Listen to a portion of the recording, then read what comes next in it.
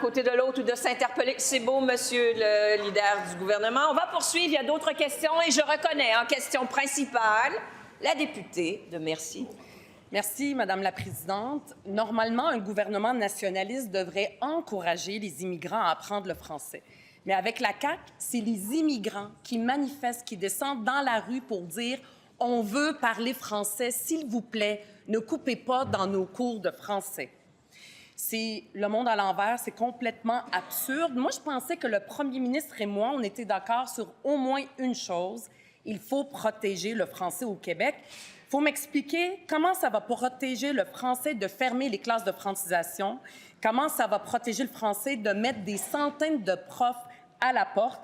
La francisation, ça marche. Les classes sont pleines de monde qui ont juste le désir d'apprendre notre langue commune. Mais là, le gouvernement leur dit « ça marche trop bien ». Je ferme la shop. Voyons donc.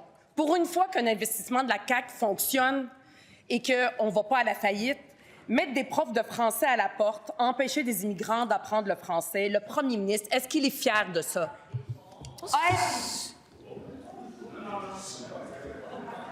La réponse... La réponse du premier ministre, on l'écoute. OK. On reste calme, on reste calme. Ben oui, ben oui, ben oui.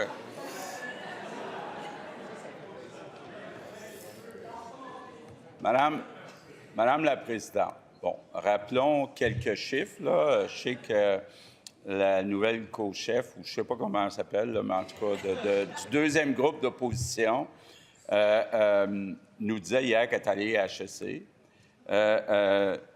Ce qu'on dit, c'est, quand on est arrivé en 2018, on francisait 30 000 personnes par année. Ça, c'était le Parti libéral.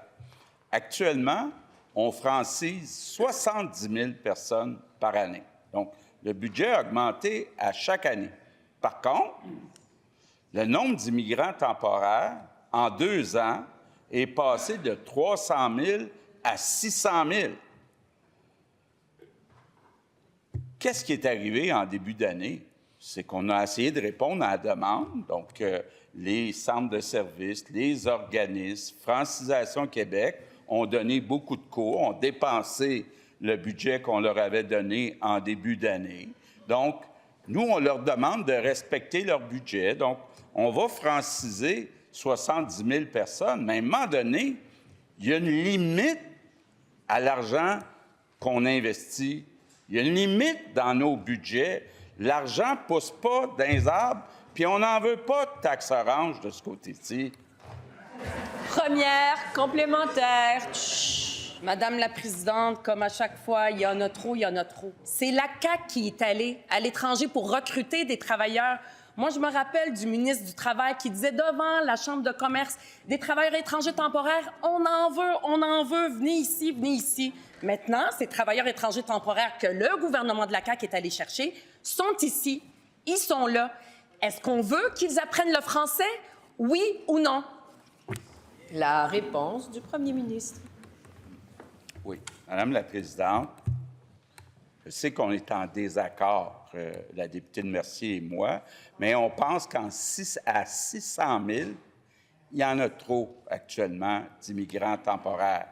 On pense qu'il y en a trop. On n'a pas assez de personnes dans le réseau de la santé, dans le réseau de l'éducation. On n'a pas assez de logements. Malheureusement, même si le Québec a toujours été accueillant, sera toujours accueillant, puis je comprends ces personnes-là de vouloir améliorer leur sort en venant au Québec. Mais Madame la Présidente, 600 000, une augmentation de 300 000 en 2 ans.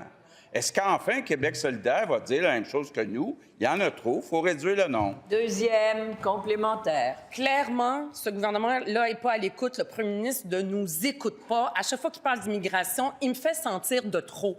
Moi, j'ai eu la chance... Monsieur le leader du gouvernement, brièvement, votre appel. Madame la Présidente, il y a des limites, là.